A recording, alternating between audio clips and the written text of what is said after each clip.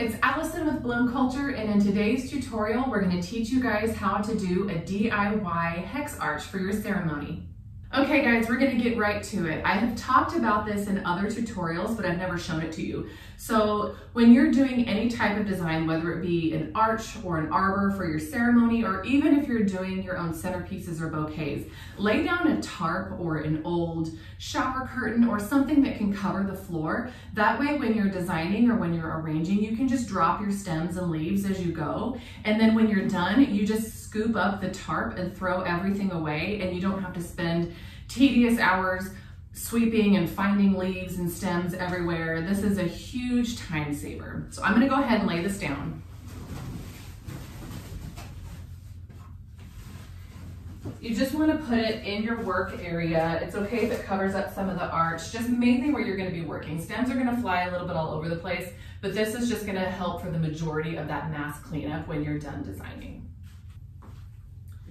Next, we're gonna soak our floral foam. I've got a big bucket full of water right here, but you can fill up your bathtub, you can fill up your sink, or any type of bucket will do. Just make sure that it has a good amount of water in it, because the floral foam does tend to absorb quite a bit. So I'll show you what that looks like. For this design, we're gonna be using 3 different types of floral foam. This is a tribute cage, this is a grand cage, and this is an igloo cage. In this design, we're going to be using 3 different floral cages. This is a tribute cage, which I attribute to a large floral design on an arbor. This is a grand, which I would say is a medium, and then this is a small igloo that I would say would be a small design. I'm going to use all 3 on this arch, but then I'll talk about how each of these has a different price point and how you can mix and match them on an arch to really fit your budget and your needs.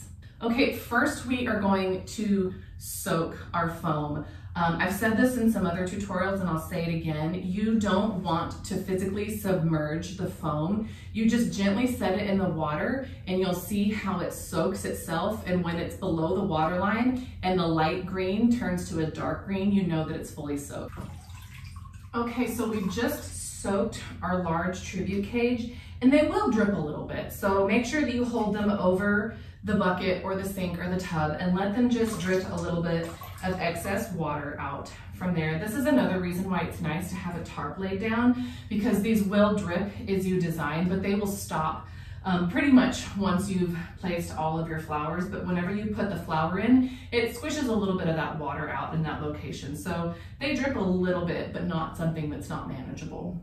All right, once you have your floral foam soaked, then we're gonna move on to zip ties. We typically zip tie our foam to the arch or to the arbor that you're using. That way, it's really easy, it's pretty foolproof, and it's really easy to cut it down afterwards and reuse it in a different place, either in your reception, for a photo booth, for a backdrop. So we want you to get the most money out of your DIY flowers. So we always suggest reusing it somewhere or repurposing it somewhere. Okay, so let's get to zip tying. So when I'm zip tying, I like to thread the zip ties through the cage of the foam. That way I know that it's going to be secure, that it's not going to move around whenever I secure it to the arch or the arbor. So I like to just thread it through the cage. Sometimes you got to dig a little bit for it because it gets lost in the foam. I like to thread it through the cage just like that. And that way, whenever I attach another zip tie right here and right here, that way it is through the cage and it's really, really secure. Then I'll attach another zip tie to it right here. And again on this side.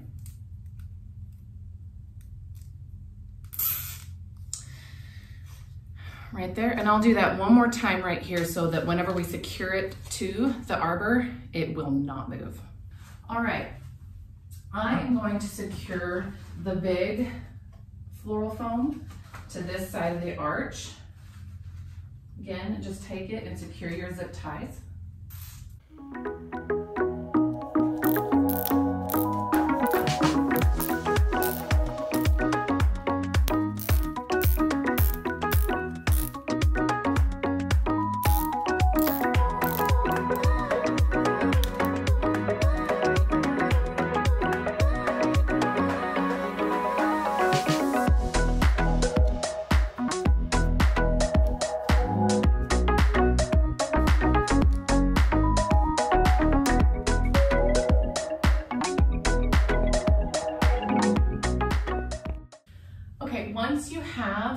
your cage really secured, you're gonna want to trim off the excess zip ties. I call these little satellites.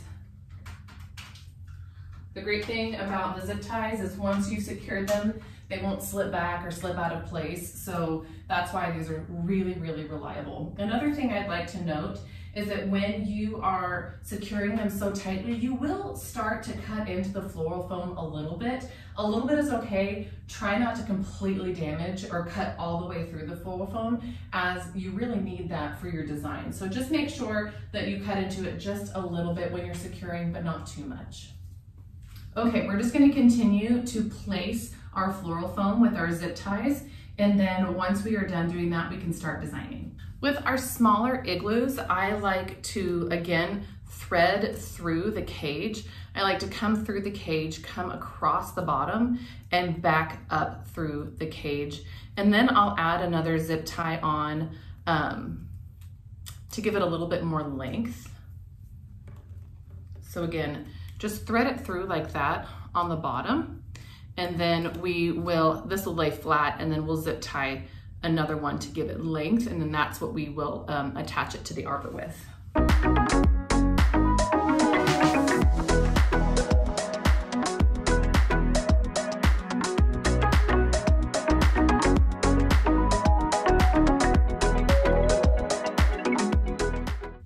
Once we have our floral cages secured, now we can start designing and doing the fun part. Okay, so I am going to start with our leather leaf. This is a really great greenery to create reach. It's got a really great stem length. It has really awesome fern-like stems and leaves. I like to start with greenery that has a little bit more reach to begin with, so that it can kind of help create the framework of the design. So I like to create one placement up and then one placement down along the line of the arch piece right here. I like to do that because I want it to not just be a really tight clump or a really small condensed design. You want it to have some reach. You want it to be able to connect to the other pieces of foam that we've got on here. And I just think that it produces a more organic and more natural feel to the design. Also, you don't have to use the entirety of the stem. I like to cut it down, break it down into smaller pieces to use. And place these more on the interior portions. I don't want a huge reach into the middle of the arch. You want to be able to have just a little bit of playfulness of the greenery kind of reach in here, but this design more wants to frame the arch and frame the couple and not necessarily come in and create a huge giant backdrop.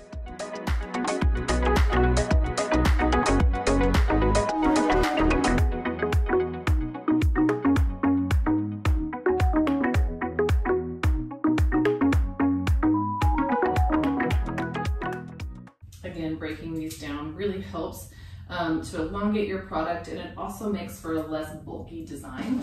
You don't want to have every single piece be a solid piece of greenery, so breaking it down into smaller, more manageable pieces is really, really helpful. Here I am going to start filling in a little bit of the middle with some greenery. Again, you don't need to have a ton of greenery right here. You want to leave room for the flowers. See, I feel like that looks a little too big, so I'm going to move it to the back, maybe on that side.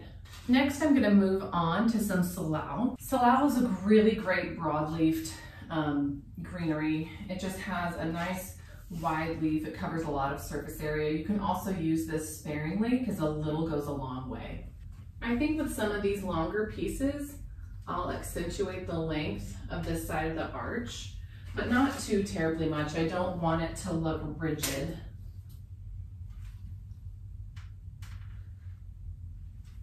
Again, bringing the design just a little bit into the negative space over here, I think will look really pretty.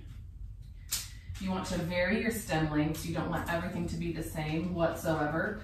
Varying your stem lengths just helps create dimension, depth, and it helps you cover surface area. You don't want to just have one length of stem, because then you wouldn't be able to come into the smaller, shorter areas.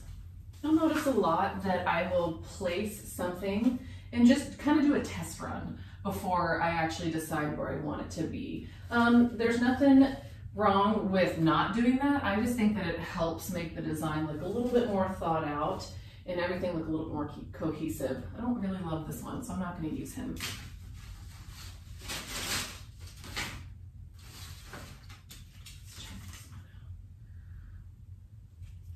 I love that one. It seems, oh, that's a good placement right there.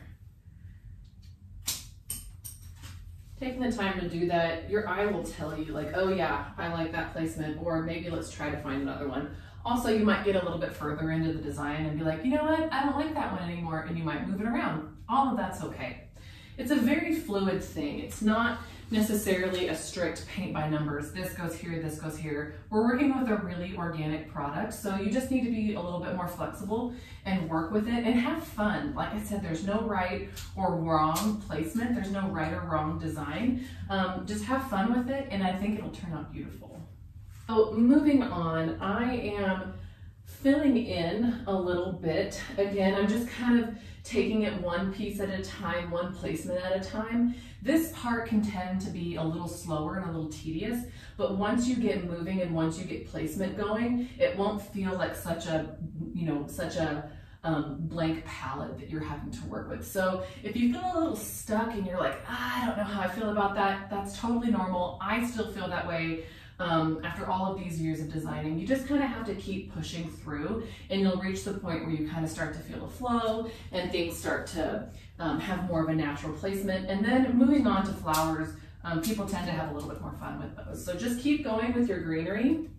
Again, you don't want it to be too bulky, but keep moving with your placement and filling in here and there, and then we'll get to the flowers shortly. Okay, let's do a few last key placements on our Salal, and then we're gonna move on to some eucalyptus. Moving on to our baby blue eucalyptus. This is a really rigid greenery, so I like to use this sparingly and really just for some accent pieces here and there. So this won't be a huge part of the design, but like I said, I like to use it as a smaller accent piece to give a different color, a different texture to the palette. I really love how it can create a little bit more of a whimsical reach to it outside of the leather leaf.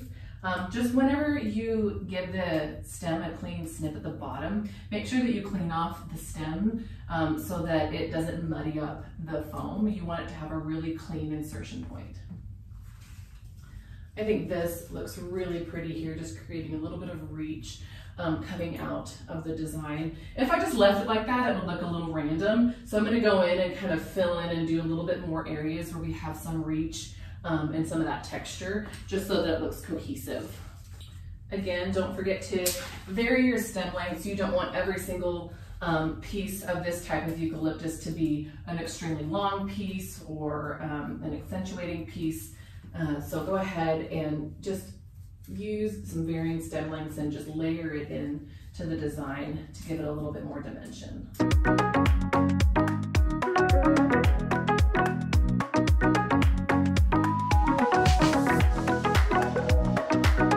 Next, I'm going to use this really beautiful Gunni Eucalyptus. It has a really beautiful drape to it, a little bit of a lean. So just make sure when you're working with it, don't try to go against that drape. When you're placing it, make sure that it goes with the drape of the greenery. It'll just make things look a little bit more natural. Again, make sure that you clean off your stems. You want it to have a really clean insertion point into the foam just to keep that clean. And again, do a couple of test runs. See where this might look the best.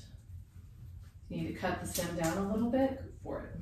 Layering in the greenery, I think, is probably one of the funnest things for me to do. Working with the different textures, with the different reaches, really trying to find the best placement for it, I think is really fun.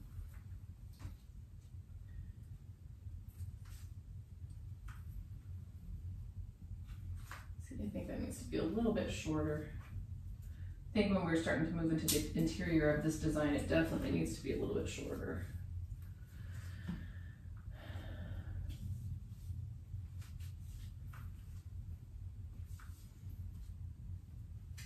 Okay, I think that we are done greening the largest section of the arbor. I'm gonna move on to our two smaller sections on the upper portion of the arbor, and I'm gonna green everything before I take it on to the next step of floral. I like to do that so that I'm not going back and forth between product, and at the very end, I can fill in some of the holes with greenery if I need to. But I think if you start with greenery, it really helps take the design by steps, and you can really have an approach to it that's not chaotic. So if we start with greenery, we start with one greenery, the next greenery, we start layering in the pieces, you'll find your rhythm, and then when we get to the flowers, you'll see that there's specific holes or specific spots that say, I need a focal flower, or once you get a little further into the design, I need a detail flower.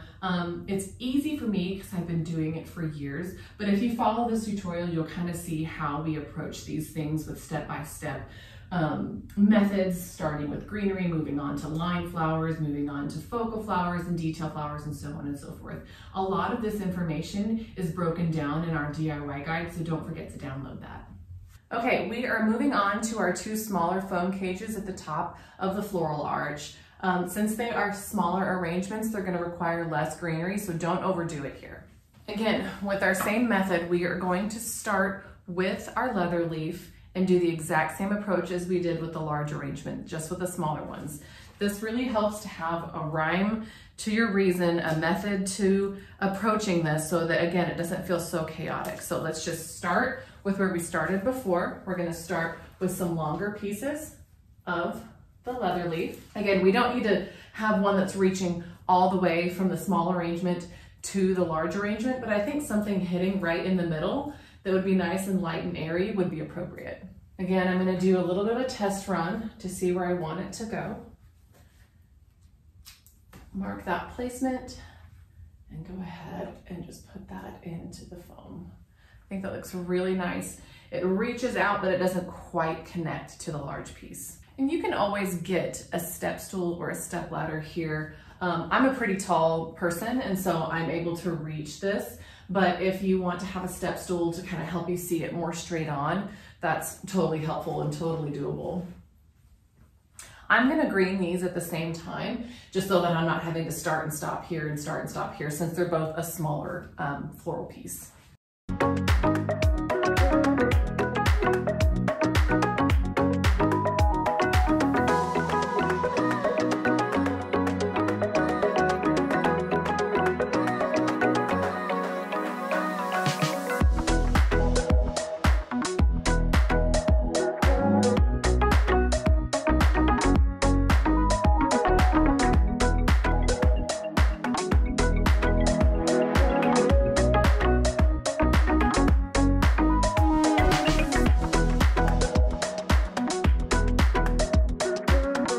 Okay, so we are now going to start working on the lowest foam cage on the arbor. It's a different vantage point, but I figured that this would help give you a better idea of what it looks like. I just pull back the drop cloth or the tarp a little bit so I can just have a full idea of where I'm at in conjunction with the base, and so it's just not kind of getting muddled up. So you might want to move that for just right now. Starting with the leather leaf, like we have done with all the other floral groupings, this one is not going to be any different. I'm going to keep a little bit of the stem length on this one. Again, I don't want it absolutely touching the larger floral arrangement, but I do want to make a connection between the two. So, you know, just kind of reaching up towards it is my goal. For the lower portion, I don't, you know, it's going to be sitting on the ground. People might be standing in front of it. Ideally, the bride and groom would be standing in between it, but I don't want too much of the floral or the greenery to really be contacting the ground. So my goal is just to kind of make a frame with the greenery and kind of create movement with your eye to go up and around the arbor. So filling in with this greenery. Again, playing with some placements in the negative space. If you've got a couple of chewy leaves, you know, just snip them off here and there. You don't have to use every single piece of greenery if it's not perfect for you. Like that. or the lemon leaf. Working with its natural curve, it naturally wants to curve to the left, so I'm just going to let it and let that accentuate the design a little bit.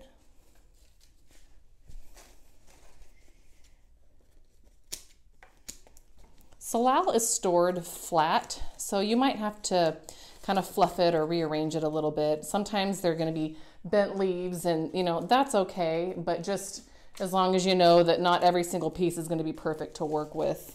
I will say this is where a helper comes in handy. If you're sitting down or if you're on a ladder, having somebody help hand you things so you're not constantly getting up and down or on and off the ladder, very, very helpful.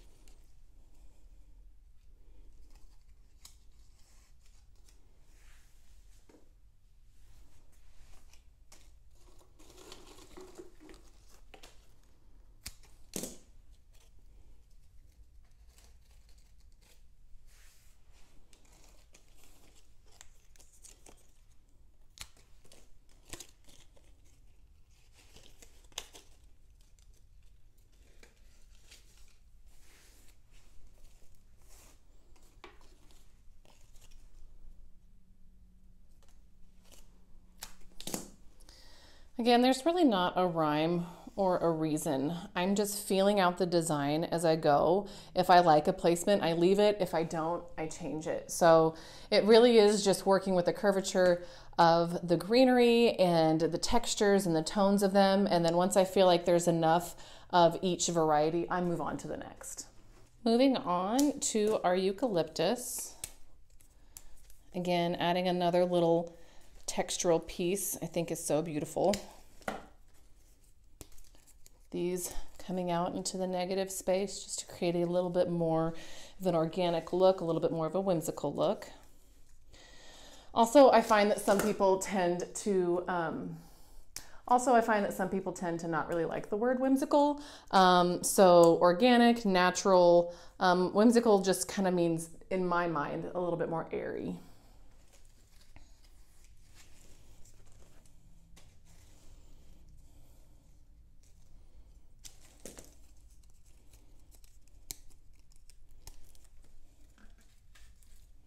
All right, now we are going to finish up with a little bit of the Gunni Eucalyptus, and then we're going to be moving on to flowers.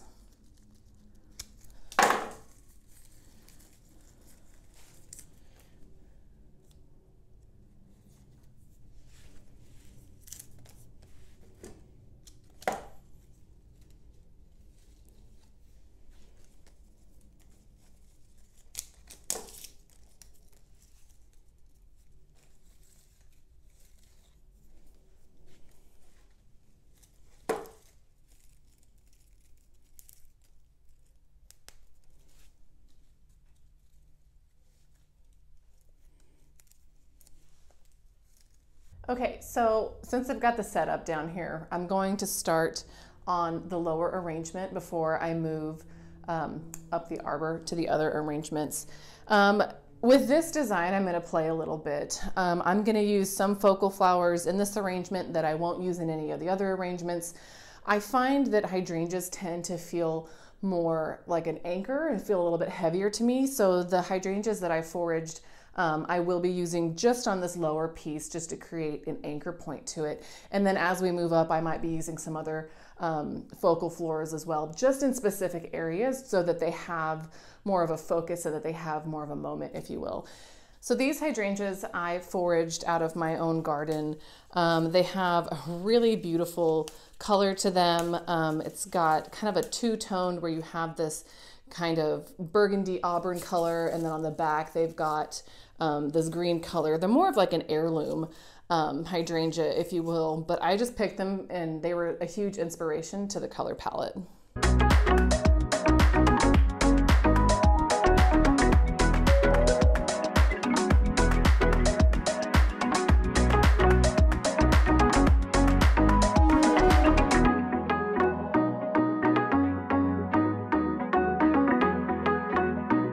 Feels a little large to me, so I'm going to take off some of the blooms and some of the head, and we actually might use that in some other areas of the design.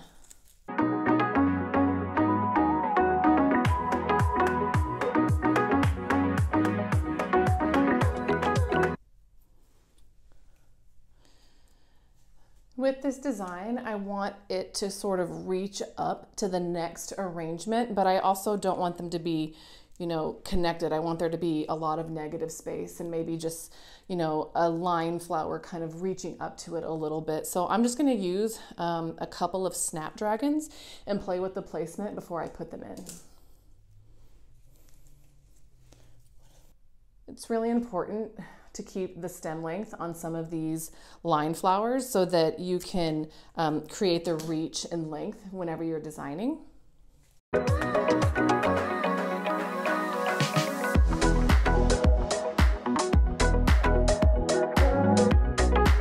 Next, I'm going to be using some Alstroemeria. I think this would look really pretty with the color and the texture. Next here, again, we're only using a few of the snapdragons just to connect everything back up to the taller arrangement up there. I'm going to move on to some of our more solid roses, and then whenever you see the next variety, you'll understand what I mean by solid rose. Again, don't forget spin technique, works every time. These are such gorgeous roses.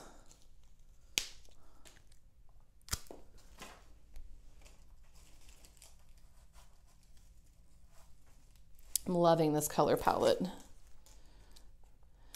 Again, I've talked about it in other designs, but I typically like to work in odd numbers. So when I place these roses, I'll probably place 3 to 5 at the same time. I feel like, again, it creates a focus for those flowers and it doesn't feel too spread out or polka dotted throughout the arrangement.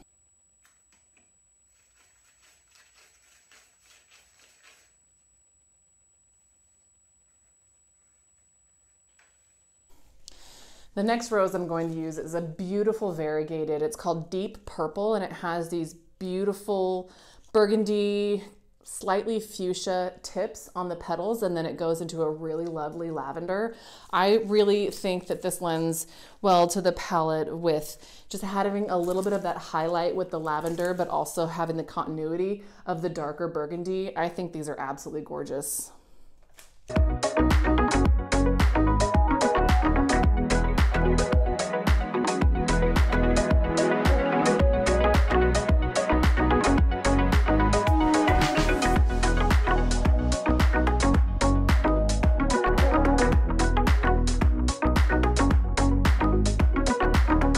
Again, working with 3 here, I might come in once I'm done with the placement and put 1 or 2 in a different location. But I want to get these placed before I know exactly what I want to do there. I might move him back just a little bit. Next, I'm going to use these beautiful carnations. Similarly to the roses we just used, they have a beautiful variation on their petal colors. This one's a little bit in reverse, where you've got the beautiful muted purple on the outside and this really pretty, almost hot pink on the inside. So with these carnations, I'm just gonna go in and maybe sprinkle a few of these through here, maybe create some highlights and some lowlights down at the bottom. But I just don't want it to feel like a solid mass of hydrangea at the bottom. I was just playing with the placement over there and I really liked that as well. Maybe something coming out over here. Another thing I'd like to note is I have done this so many times, so I know where the foam is going to be. I kind of have muscle memory there, but don't hesitate. If you need to kind of search through the greenery, if you need to switch positions, totally do that. It's not the easiest thing when you're blindly sticking your stem down in there and you can't find the foam. So just take your time and make sure that your placement is right. And like I've said before, if it's not making you happy or if you don't like that placement, you can always move it. Another thing I like to do is fluff the carnations. Sometimes they don't open all the way or they open a little asymmetrically, meaning one side opens more than the other. So don't be afraid just to kind of fluff them and open them up with your finger. They are a pretty hardy flower and can handle it.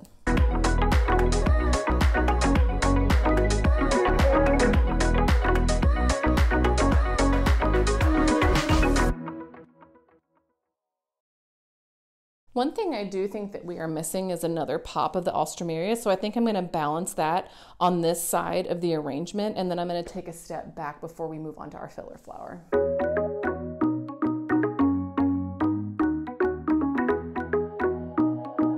Okay, so we are at the point in our design where I'm going to take a step back and really look at it from a bunch of different angles, and then I'll go in and I'll fill in with our filler flower. So I've come back in with some of our detail flowers that are the Astrantia and some of our filler flowers that are the wax. So I'm going to set these just outside the frame so I can reach them. But I think that this Astrantia would look really beautiful. Maybe a little bit peeking out right there, maybe a little bit peeking out right here. I love the light airiness and the feel of the spray of the Astrantia and the really beautiful deep plum tone that they have. And they sometimes have little satellites that you can snip off and save and put in your jar of water to save for the other smaller arrangements. Next, I'm going to fill in with our beautiful wax flower. This is one of my favorite filler flowers to use. It smells absolutely amazing, and I just think that the beautiful small blooms create a wonderful pop of color, and it just does what its name says. It fills the space that you need it to.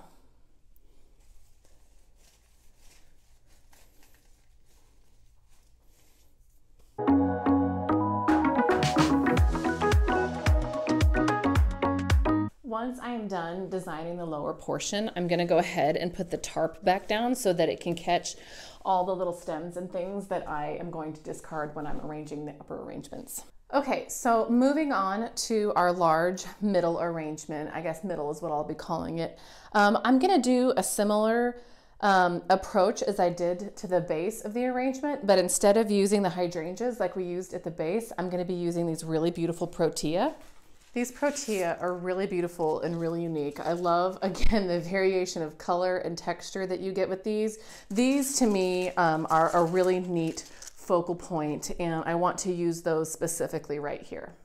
Now, like I said, I'm going to play with the placement. I don't exactly know where I want these just yet or how they'll really make sense in the design. You know, does it make sense right there? Does it make sense right here? I kind of like the way that that looks, especially grouped in a 3. So I think that is going to be the winner. It just kind of makes sense with the movement of all the greenery and the shape of the arch. Clean off the stems, give it a good snip. Go ahead and place it. These are really hardy stems, so be sure to clean them up.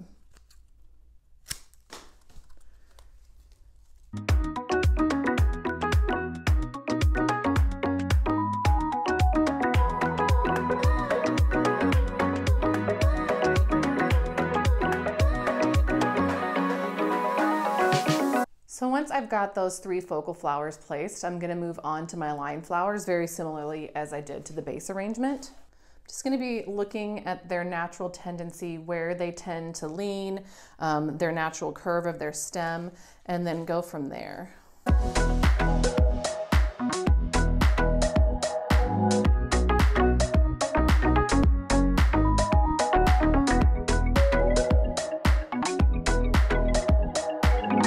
Once I have my linear flowers placed, I'm going to start working with the focal flowers such as my roses, and then I'll move on to the sprays and carnations.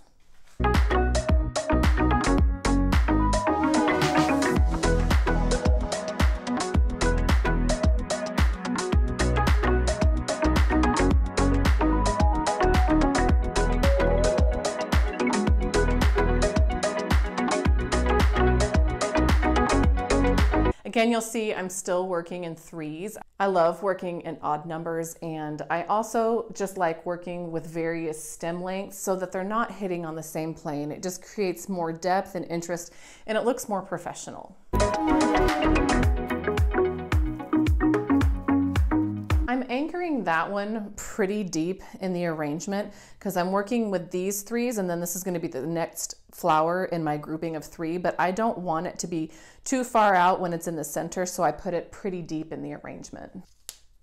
Again, if you see any chewy petals that need to be cleaned off, go ahead and do that now before you place it in the arrangement.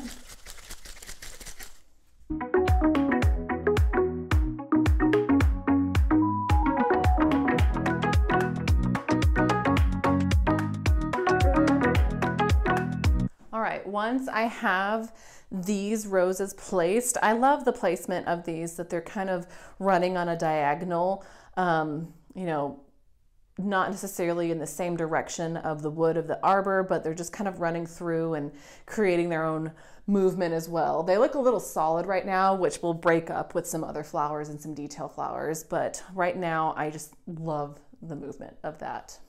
Next, I'm going to move on to the deep purple roses with that beautiful variation on the petals.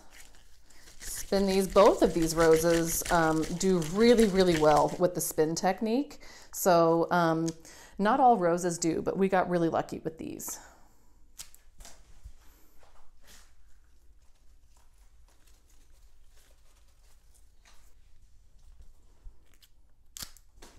Another technique that I'm using that you can't necessarily see when I'm placing is I'm placing all of the flowers at an angle. I don't want to put them straight up or straight out. I'm putting them at an angle so they look like they're coming out at you from the arbor.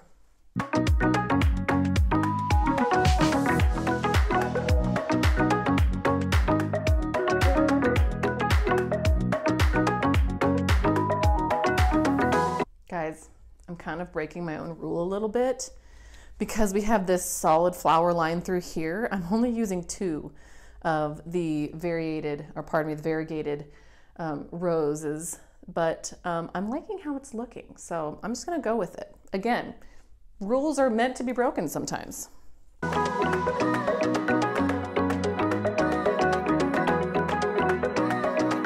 All right, I think we're getting a little solid in the roses. So what I'm going to do is I'm going to move on to some sprays. I'm going to put some of the Alstroemeria in there.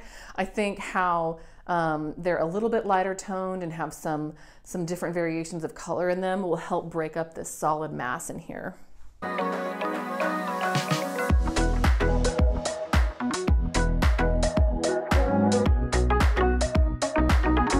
I think that's looking really pretty. I'm going to move on to the Minerva Carnations, and I think adding that deeper purple will really help. Oh yeah, definitely going to help. So these I am just going to sprinkle in. I want to kind of break up this solid color palette that we've got going through here, and I think the carnations are the perfect flower to do that with.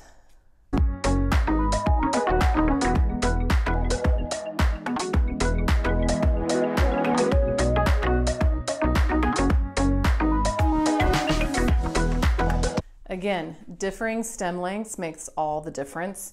You don't want everything to be on the same plane. I think that might be a little of our issue right here, is we need to have some of them coming out, but I think if we add some more depth in the middle, it'll help. Okay, so at this point, I think everything's looking really beautiful. I am gonna go in with some of our Astrantia and fill in some of these darker spots.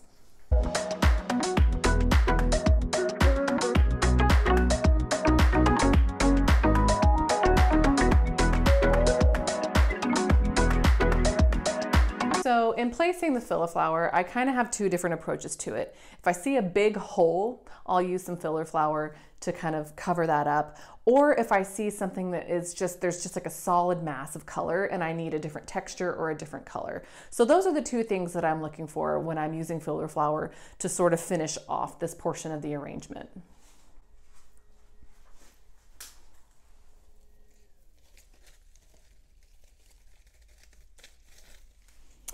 See, like down there, I didn't want to put another big bloom, but I think that this just added some background color and texture that I think the arrangement really needed. I'm going to do that same technique right here. Just add in some of that. And don't be afraid to tuck it down in the arrangement. That's kind of one of my favorite things to do, is to look kind of down deep in there and then just really get a wonderful placement of that filler flower. Okay, so now we're at the point in the arrangement that I am going to move on to the next arrangement. And then once I have everything completed, I'll, like I said, take a step back and I'll usually fill in, and not with flowers, but with greenery. I have a special greenery that we're gonna be using to finish off this design. And I wanna use it to sort of connect each individual arrangement very lightly and very loosely, but I'll go over that at the end. But I think that this portion of the arrangement is done. I think it looks really beautiful looking at it from all different vantages. So I'm gonna move on to our two smaller upper arrangements. Hey guys, so I moved the cameras again. I wanted you guys to be able to see how I'm arranging our last two small designs. So these are gonna go fairly quickly since we've already got them greened. I don't use a ton of flowers in the smaller arrangements. Again, they're just supposed to be a really pretty movement up the arbor and up the arch. And you also don't want to balance the arbor disproportionately. You want the base and the side arrangement to be the big moments, the heavier moments, the base specifically being the anchor point. And as you design upwards, it gets lighter and more airy. And that's just kind of, it makes sense to the eye to see something heavy on the bottom and lighter on the top. Another thing to note as well is that these aren't going to have their own specific focal flower. The base arrangement had the hydrangeas, the middle arrangement or the side arrangement had the protea, but these guys are just going to have the normal focal flowers of the roses. And then we're going to maybe use a line flower to connect one to the other, but I'm not quite sure that the line flowers really have a space here. So I'm just gonna work it out. If I place one and I like it, then we'll keep it. But again, this is where preference comes in. And if you like how it looks, then go for it. And if you have enough in your recipe, then use it. If not, then that's okay too. Like I said, we're gonna use some greenery to kind of lightly connect each of these arrangements later. So I'm not super worried about using the line flower to really create connection between the two. With the smaller designs, I typically like to keep them more compact, so I won't necessarily be having a ton of reach in either direction. I'll just make this one focal point and then another focal point. And this is likely another area where I might not follow my rule of threes design, just because I don't want to overpower the small foam cage. So I might just be using two, but that'll still work. Again, inserting at an angle. You don't want it to be, you know, too far to the left, too far to the right, just at an angle so it looks like it's coming out from the arbor at you. And again, I am going to be designing these in tandem just so that they, I can work on the scale and the feel of everything without getting too bogged down in one design. And again, I'm a tall person, but most people would need a ladder or a step stool for this, and I might actually grab mine.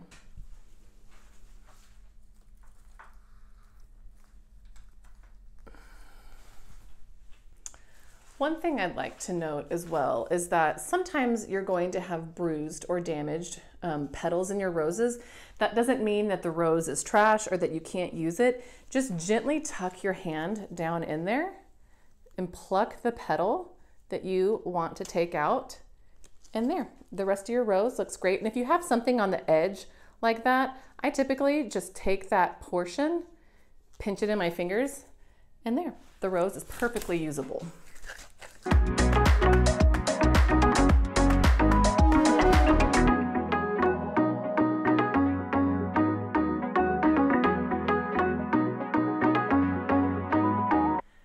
Again, I might be eating my words, but I forgot we had these puffs from breaking down a hydrangea, and I think I might use these to kind of fill in some of the background up here. They are small enough.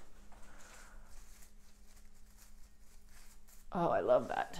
Again, just as an accent, not really as a focal piece to kind of fill in. And that's what I really love about floral design, is it really is just as you go. I think that these little pieces of hydrangea are going to do the trick with adding some background and some texture to these guys.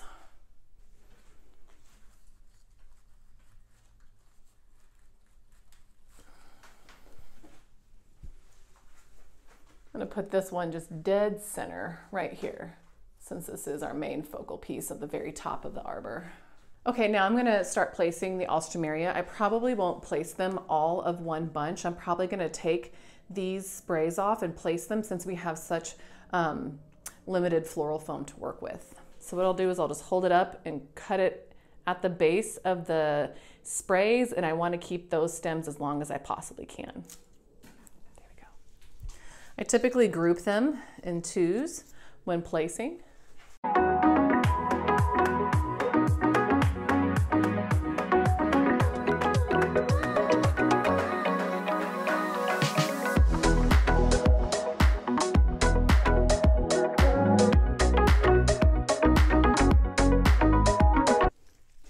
Okay, now that we have our sprays placed, I'm going to start filling in with the Minerva Carnations. Again, if they're a little bit tight, just fluff them open with your fingers.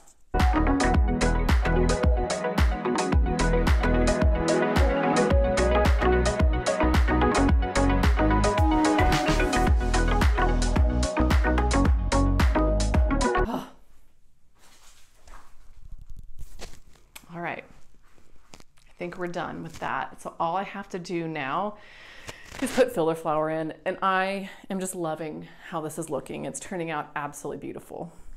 One thing that I do with my filler flower is I cut a whole bunch of tiny little sprays. Again, I kind of have a feel for how short I need them to be because I'm working with the more shallow, smaller foam. And this way you're not having to just go back and forth a ton. So you'll have a bunch of them just right at your ready for using. And again, just any little area that you think might need some more color or some more texture.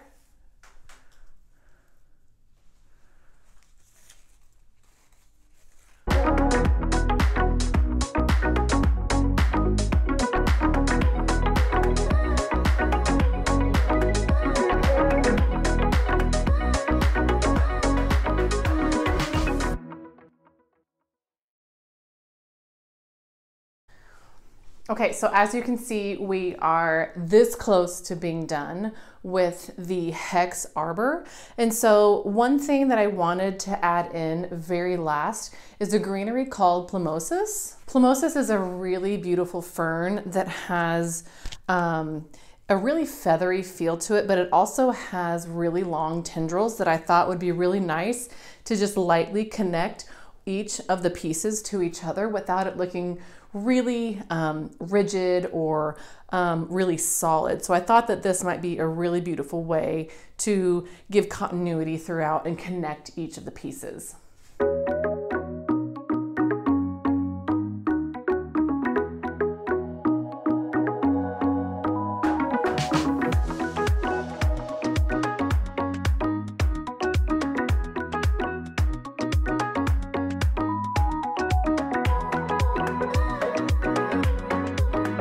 Okay guys, that completes our tutorial for our DIY hex arch for your ceremony. If you have any questions, you can leave them in the comments below, or you can always email me at hello@bloomcultureflowers.com. And I'm Allison with Bloom Culture Flowers, and thank you so much for watching.